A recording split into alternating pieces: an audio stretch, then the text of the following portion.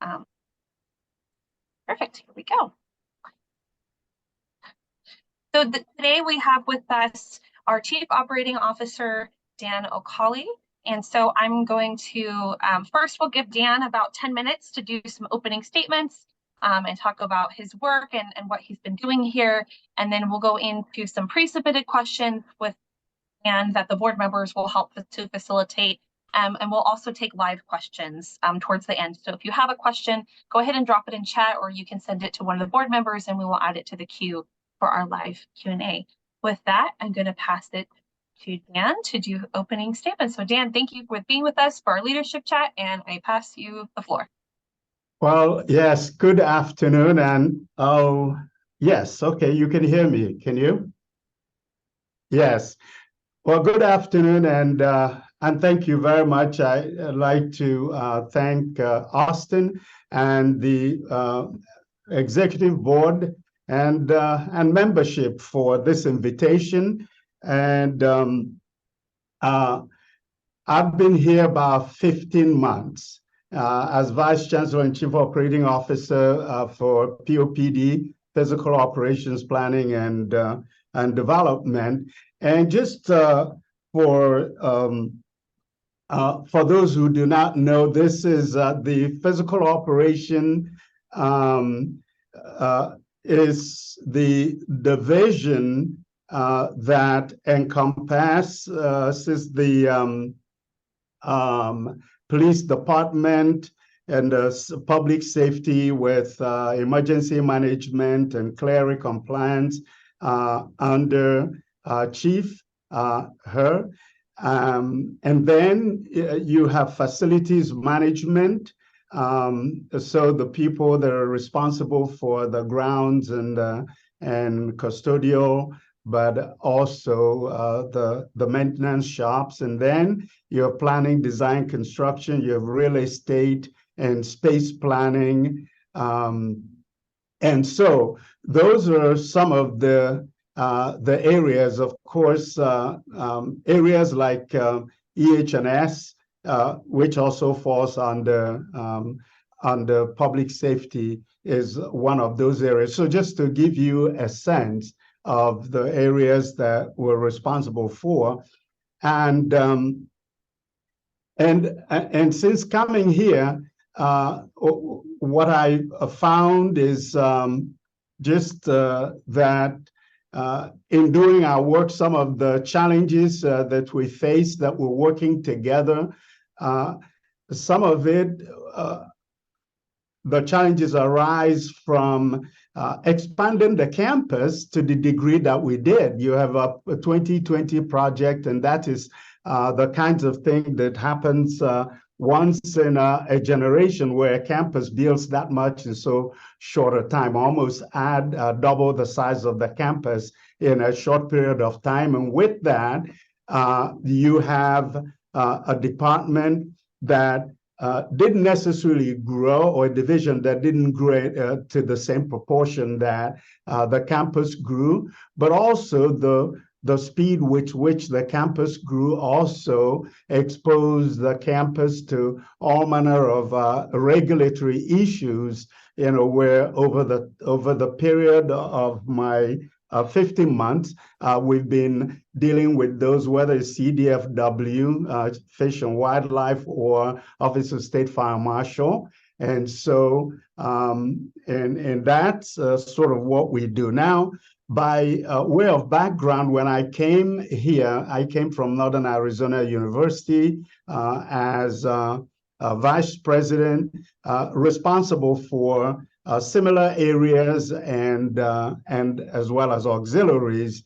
And but I was I'm an architect by training, and practiced architecture, worked as planner and architect for a number of universities. So UC Merced is my 5th university, and I've lived in 5 states. And so, you know, I bring all of that here, and very excited to be Northern Arizona University. And my leadership journey is more of the one that I trace all the way from my exposure as somebody who grew up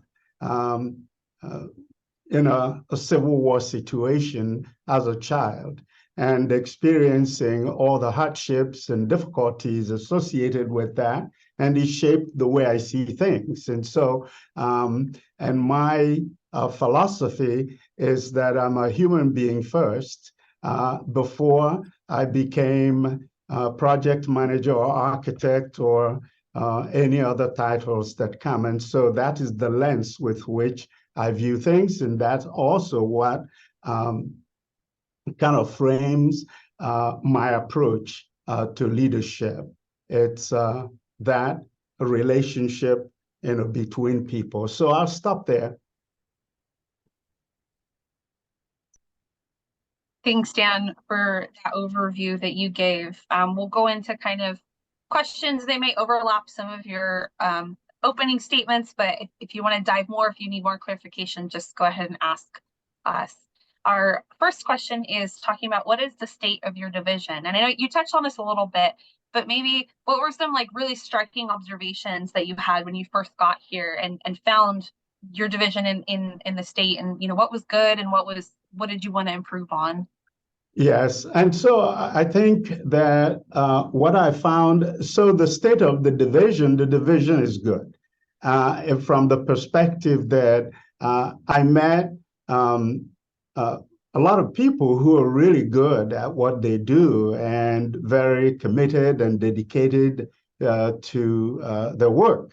But I also saw a division, as I mentioned before, where that did not grow in proportion to the growth of the university all of a sudden, which then meant that some of those individuals were struggling to keep up with all the demands of a growing campus.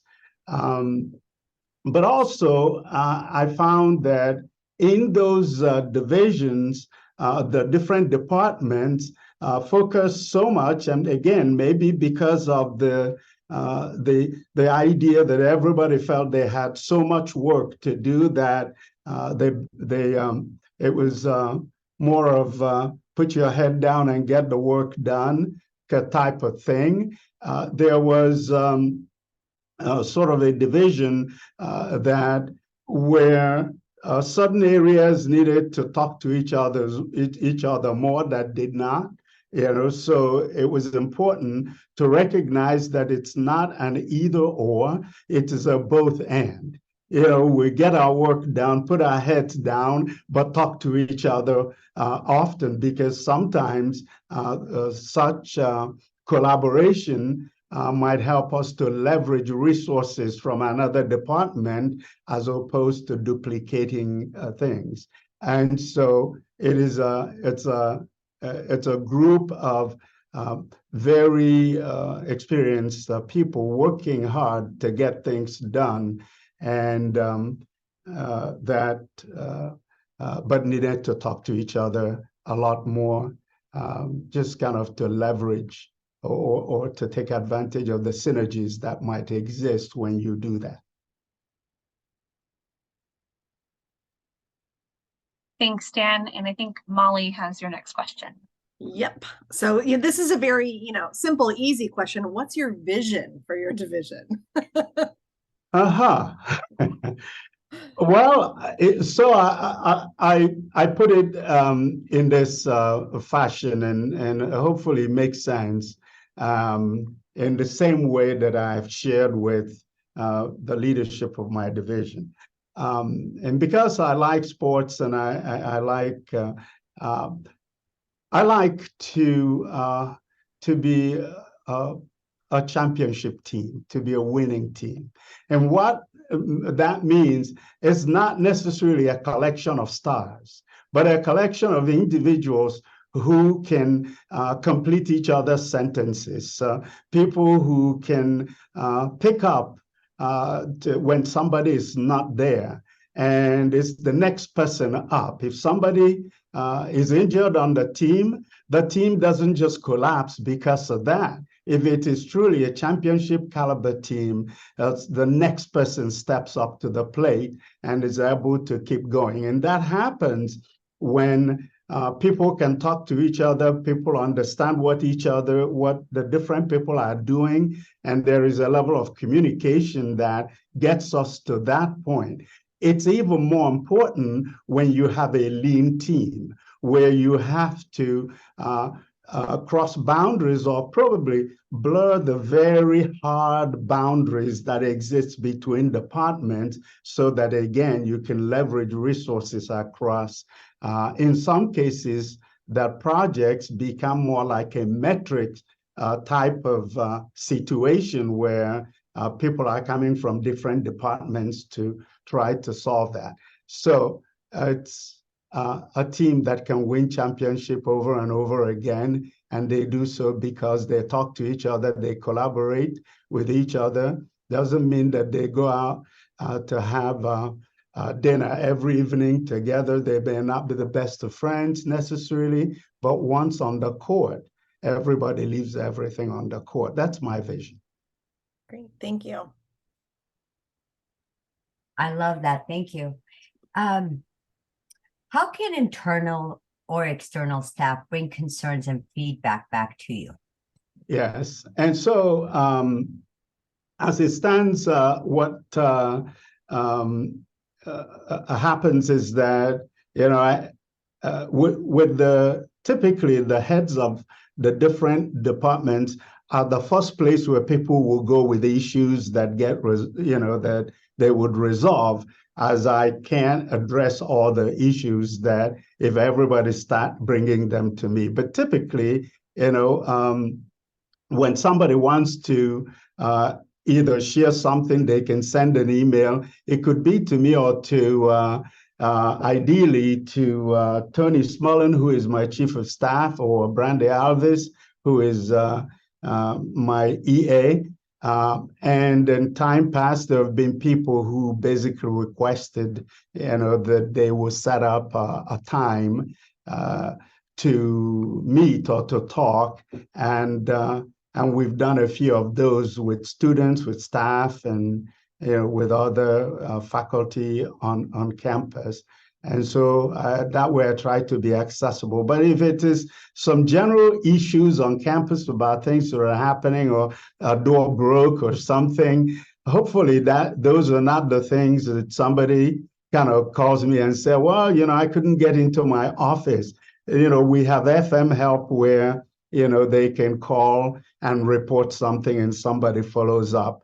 But if there's an issue that is persistent and somebody's trying different ways, yes, I'm happy to meet and talk about how we can improve things, not only address a specific issue, but how we can make ourselves better. Thank you. Vice Chancellor Okoli, you mentioned being here 15 months now. As you settled in your role as Vice Chancellor and Chief Operating Officer here at UC Merced, what are some observations of things that you'd like to see change, as well as what might you want to keep the same? Yes, I think I kind of touched upon that, just a little bit. And what I'd like to see change that we're working on within our division is ways that we can keep working together better, and forming relationships that means that we know what each other people are doing. Sometimes it's amazing how people don't really know what the other people are doing, and so because they're so focused on what they're doing. And so part of what we started to do is, bringing people together, having a celebration where people come from different areas, and actually just not when they're working, but when they're not working, like an ice cream social that we did that we'll do again, or a retreat of extended leadership team, which will be people who report to me and people who report to them,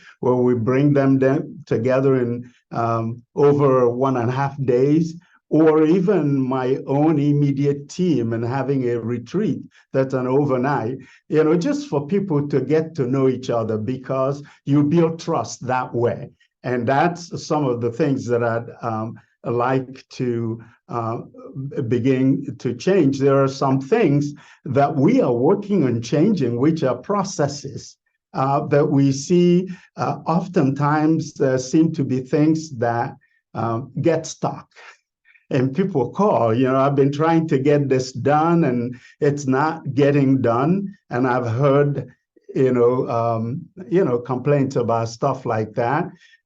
Now, we can't grow the staff all of a sudden, but what we can do is to examine our processes and see where we can find efficiencies to improve how quickly things go, and also how we prioritize, but more importantly, that we can communicate more, because it's also in part managing expectations. How if people don't hear or don't know what is happening, let's say somebody wants to get some work done, and they don't hear anything, and then it becomes a problem. So processes are things we need to change. There are also things that we are subjected to that must change, that we're working through, like the way in which, say, the regulatory agencies look at the campus and the demands that are placed on the campus that is not similar to what you find on other campuses, are things that we're working to change through, say, the transition of OSFM from the campus. I'll give you a simple example. For instance, when you do events on campus where you gather people, we have to sit down and put a plan together, or you, the person, put a plan together about the event that you're doing in a space that is designed for that event and still have it approved. So what's the point of designing spaces to accommodate certain things? And so at some point, like in April this year, I was shocked to learn that the fire marshal, designated campus fire marshal, had reviewed and approved more than 400 events. That is something that need to go away so they can focus on the things that are really important for them to look at. It's only one of the many examples of some of the things that are imposed on campus that we're working to sort of change in addition to improving our processes.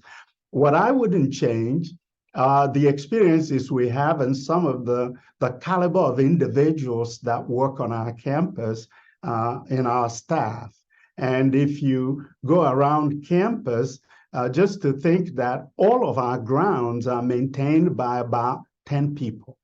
That is phenomenal. And kudos to the staff that we have here. Thank you. And I really appreciate that comment in regards to kind of the example that you gave. I think that's a challenge that many of us experience, especially with those that do a lot of work in the events planning. So I appreciate that comment. Thank you so much. You're welcome. I have the next question, but also echoes Alvin's comments. I think all of us have painfully pored over room setups and other setup spaces, and curse powers that be for having to do so. I appreciate the attention to alleviating some of that. I think those are places we can look for efficiencies. My question for you is, what motivates you as a leader, and how do you motivate others to strive for excellence in good leadership?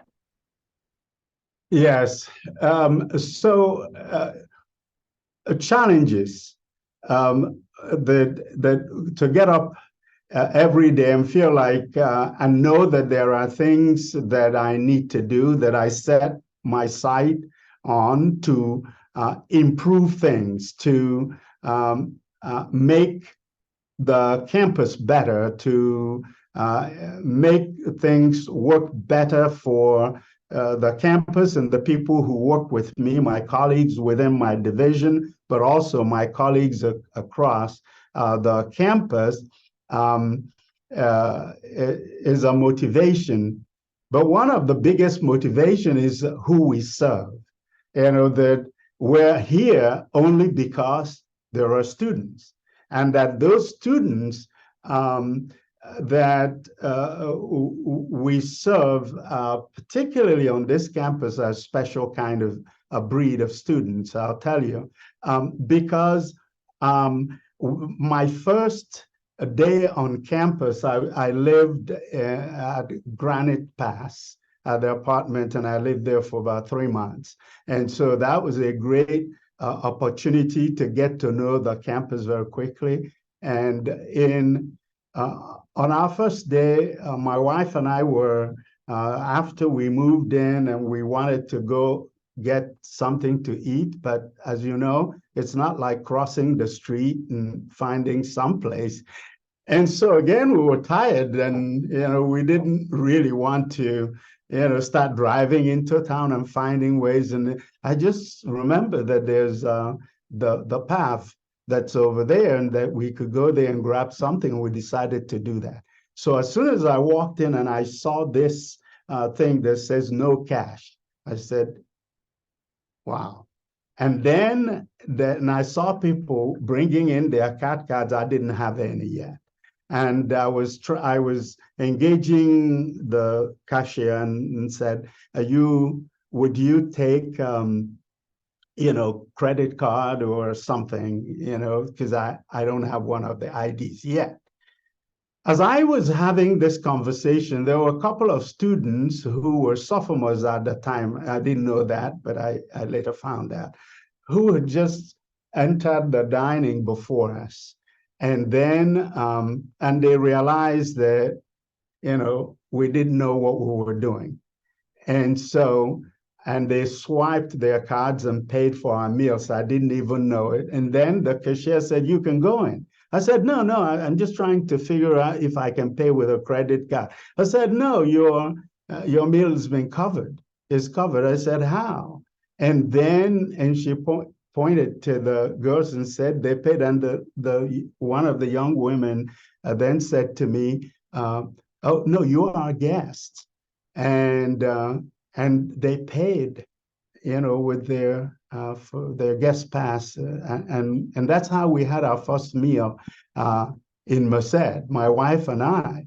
And then subsequently we sought them out and engaged them and talked to them, and they said, well, we kind of realized that you're visitors or something. You're probably parents of a student, and you didn't, and so we just wanted to make sure that you have a great first impression of our campus.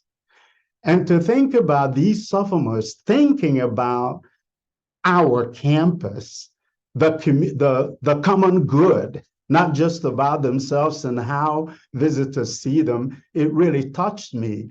And since I've been interacting with students, so I love working with students, but especially when I have the kind of student we have at UCM Merced, representing truly, in my opinion, the composition of higher education in the 21st century and beyond.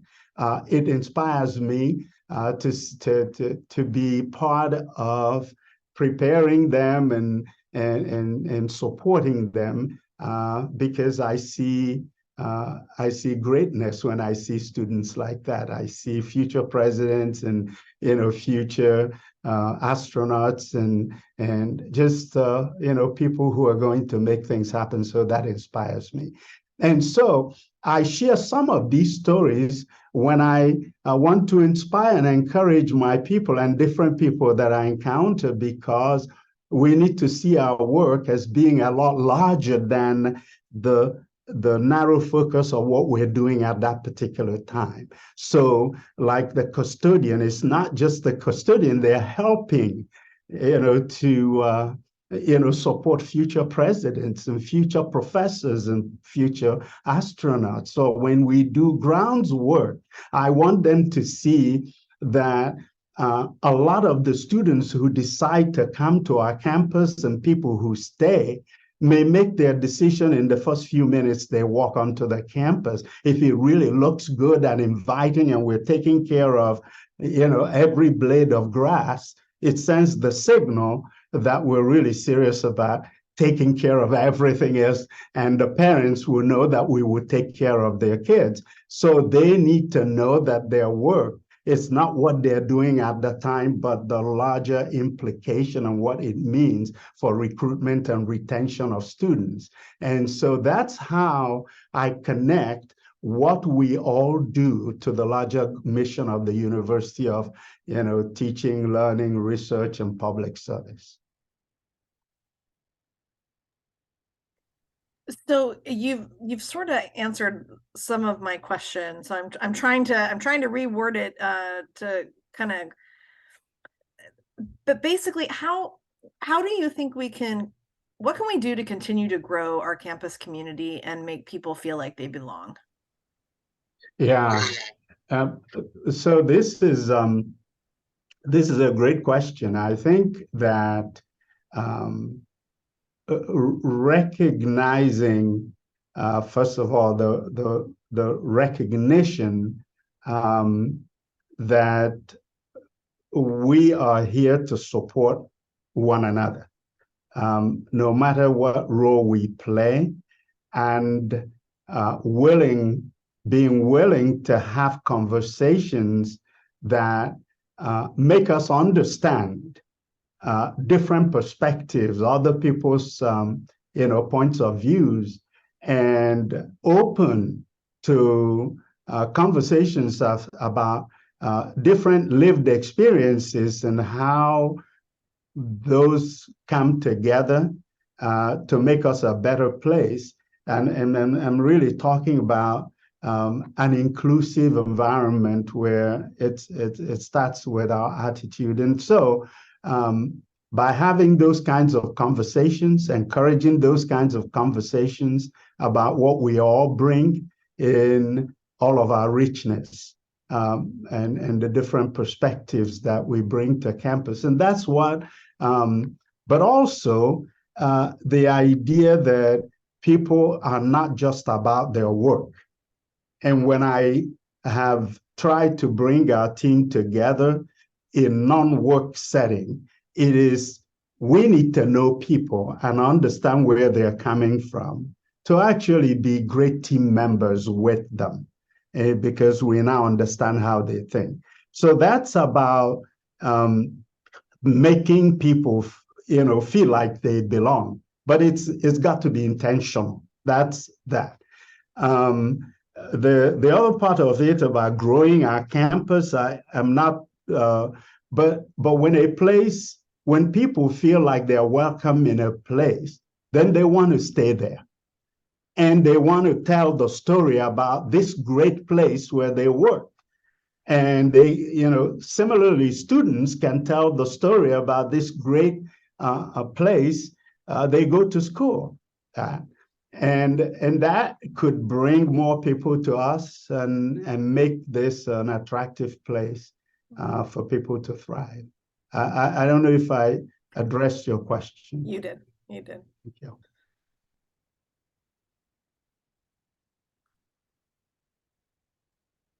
I think Sosik has our next question.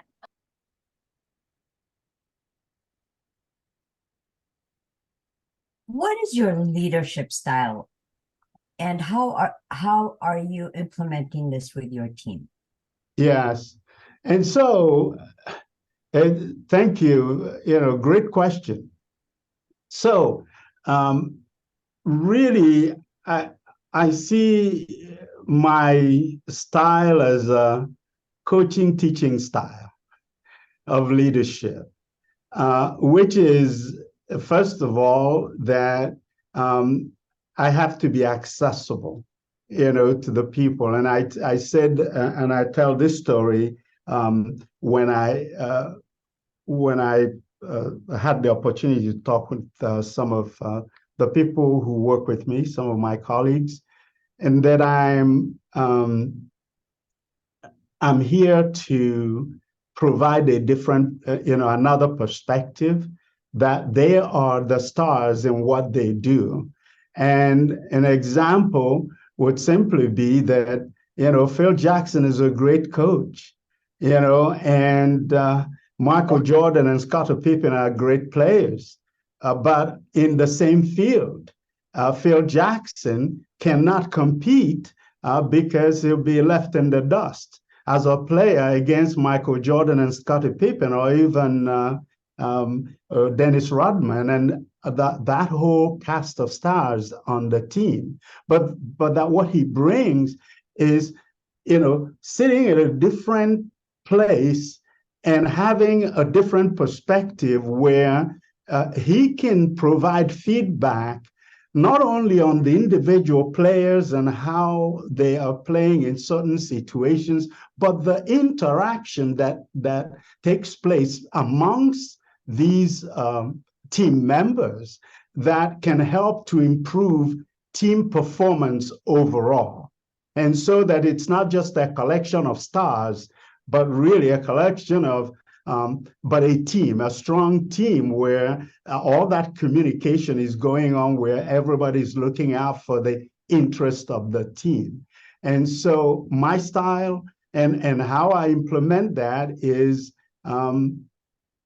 constantly interacting and giving feedback. But I also, as a coach, I permit the people that I lead to also give me feedback and not feel like they have to tiptoe around when they give me feedback. They need to give it. And so in our meetings, it's open for people to kind of interact. And I take what I hear seriously. I don't ask people to give feedback just to make them feel good. It's to give feedback so that we can collectively talk about the feedback. And sometimes we could debate or discuss, different ideas and land somewhere.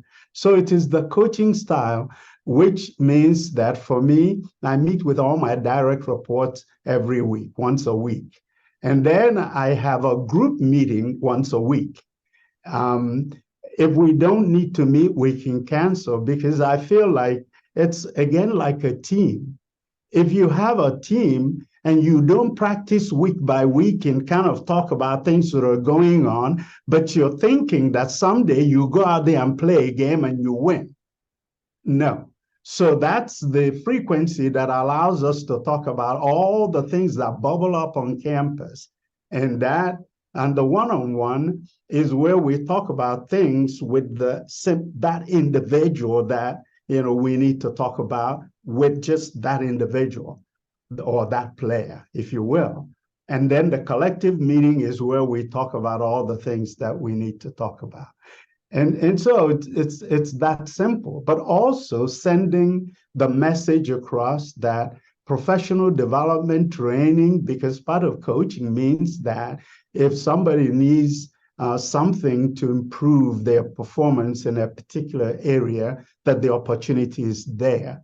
Because being in a university, we ought to be a learning organization, and where people have the opportunity to improve themselves and keep going, with the idea that what we're trying to do is to grow leadership throughout the division.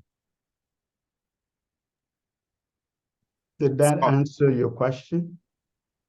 Sorry. Well, certainly did. Thank you. That was Thank you. fabulous answer. Thank you. So Vice Chancellor Okoli, my question is one that many of us have been thinking about, and a few times I've asked the Chancellor because it's been on our mind. And you sort of alluded to it in your story when you shared how the first day that you arrived here regarding retail, finding dinner and retail. And so my question for you is, what's the current plan for retail space in the new buildings, I believe as it was originally planned out to be? And is there currently a timeline for that? Yeah, so I'm afraid I can't give you a timeline because I don't have it, because there are a lot of conversations that are going on now. And because also there is post-pandemic, a lot of things shifted away from the way that we were thinking about them. And then we also have this study that took place that are still being discussed, which is how we work. Yeah, that we want to reassess all the spaces we have and how much space we have and how we can most efficiently. So I wish I could answer more directly. I can't because I don't have that answer, and I know there are multiple conversations that are currently going on so that we can have a better understanding of not only the space we have, but how we can use it and who needs it and who doesn't need it. But clearly, I agree that retail space is important in the way that the 2020s design or the rest of our campus, because to energize the campus, you need to have things happening at street level. Just like you go into into some downtowns where you really want to hang out, and we want the campus to feel that way. And but we're having conversations. We're thinking the same thing, that we need to, but we want to figure out how we can better use our spaces, given that some of the assumptions that were made have changed as to how we work, the amount of space we need, when some of these were initially planned prior to the pandemic. Thank you. You're welcome. Thank you, Dan. Those have been our pre-submitted questions. And so now we'll take questions from the audience live. So if folks have questions that you'd like to ask, you're free to drop them in chat or add them to the thought exchange. And Lizzie is checking the thought exchange for new submissions that we can facilitate for you. We had one come in so far as we were chatting along here, asking about kind of the state of our police department. And I think I know in staff assembly, we've had conversations and chatted about kind of the difficulty of recruiting and retaining good police officers. And I wonder if there's any thought about strategies being brought to your attention about how to better serve that particular population or to retain staff for longer. So I'll let you give thoughts on that. Yes. Yes, recruiting and retaining police officers is tough because it takes even longer from the time you bring it. First of all, the process for recruiting officer is a much lengthier process than any other staff on campus. The background period is longer. The psych eval, happens, which doesn't happen, with when you're hiring other people. And so, what Chief Her has been doing is sort of aggressively looking at other agencies in different places where people might want to do that, transfer. But also, we've had conversation, and there is something in process about probably bringing officers from scratch, which means you're bringing people who are not officers already, but they go through the academy. But that's, again, a much longer process. And typically that process would take about a year from the time you get somebody in, take them through the academy, then bring them and have them do right along with others where before you get to a point where they can actually be on their own without another officer. So that's a much longer process, which is why we haven't, that has not been our most common way of recruiting, because it still takes you a long time, to get it.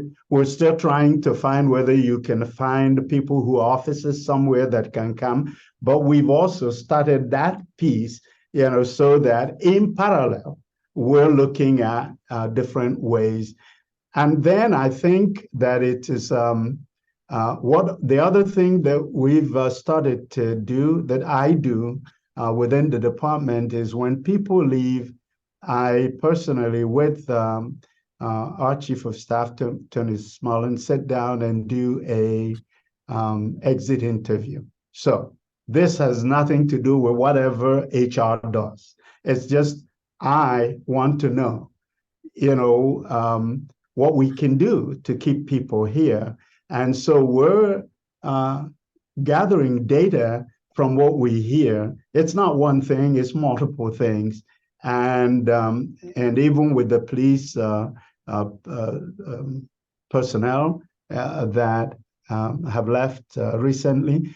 And so the idea is to, based on what we learn, figure out strategies to at least do our best to retain people here, but also even as we continue to work hard to bring people to Merced. I'll ask a follow-up. This isn't directly, didn't come in, but I know it's been in conversation, something that we've chatted about on staff assembly. How can we better appreciate and recognize the current PD staff that we do have? I know staff assembly we're working, I think, on hosting one of our Bobcat Bites at their location to get people kind of milling about in some networking time, because we know this is a group of staff that often cannot leave their desks or the situation that they're handling, right? They're deployed at different points for that. So if you have thoughts about how we as staff and colleagues can help recognize and appreciate them, I'd love to hear your thoughts on that. Yeah, I think that there was a time when the people did not want, or like the rest of the community kind of treated police as if police officers were bad, because there were some officers who did things that were unconscionable. And I think that as a community, being able to occasionally, even if it is the staff assembly, dropping a card at some point, just to let these officers and they get along with individuals, regardless of that once in a while you might find some people who might be hostile to officers, but what I've heard for some of the people that officers is, they love the campus and they get along with other staff, and they feel like they are part of it. I think whatever we can do by when we gather together and make them feel like, yes, indeed, they are part of our community. They are. And sometimes they don't feel like there are people. And I'll tell you this, quite frankly, there was a gathering on campus when I first got here, not so long ago, where there were some people who were concerned that the police, presence was so much. And the police was just there because they were part of the community. I think it was when we were welcoming new students last fall, when they crossed the bridge and the police were there just like everybody else welcoming the students. And apparently there were some people who were, felt that is too much presence. Again, they're part of our community. And we must make them feel that way. And I say individually, just acknowledging, even when you meet an officer, to say, to them that we appreciate what they do. But also, it may well be that because of that special, that there may be something that the staff assembly might do to appreciate in one of those annual events to acknowledge the law enforcement as part of community that help to keep campus safe. That may go a long way, or there's a special category of awards. I don't know. I'm just kind of thinking out aloud here because that's not something. But I know that within the PD itself, they do things to just appreciate officers and just the people who work there. But thank you for asking that question. At least it starts us thinking. And I would also ask them, how would you be? What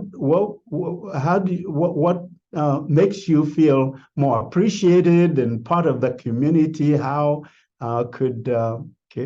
what does this look like? So thank you for bringing the question. I don't have the answer other than just brainstorming out loud, but at least you've planted, that seed that I need to have that conversation and actually pull out of them what they like to see.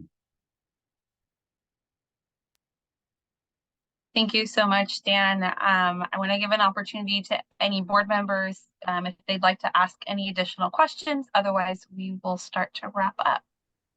I do have a question, and you sort of alluded to it in regards to how we work. I know a large portion of staff within your division really can't leave their work. Their work is in person. Yeah.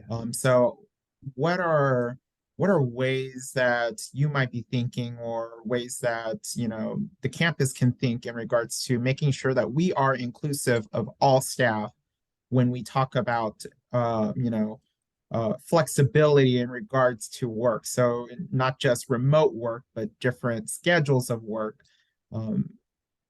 I guess, what are your thoughts on that, and what's happening over there so that we are inclusive of everybody within your division? Yes, thank you. Thank you very much. That's a conversation that we don't have an answer yet for, but it's one that we're having. As you're thinking about it, because the majority of our people can't, work, have that flexibility. They have to be here when they work, and talking about equity, and we find that the majority of the people who don't have that flexibility, because some of the managers do have a certain amount of flexibility where they don't have to, and you find that it is the people who are mostly who need to be here to maintain the plant, or who are custodians, or who are, again. And if you look at that population, that is also the most, diverse in the area where we're talking about. So if we talk about equity, we need to be reflecting on these. And I know that it's also something that Chancellor Munoz has been thinking about and talking about when, we've had a chance to talk about this in the executive. So it's something we're thinking. We don't have, I don't have an answer, but we've thrown out different ideas and brainstormed. And I think that because those ideas are not ones that have boiled down to something, it will not be appropriate to be throwing them out because it might raise some expectations. But what do you do to create that sense of equity when not everybody has that opportunity for the same kind of flexibility we're talking about? Because even across our campus overall, there are people who can work completely and do work completely remote and then come in when needed. And yet, on the other extreme, there are people who cannot, even if they want to. Police officers are amongst them. you can't police from a distance. You have to be there in person. So thank you for raising that. Thank you so much, Vice Chancellor Okoli. We're just winding down our last couple minutes here. If there's any closing statement or question that you would like to make to those online, you're welcome to do so.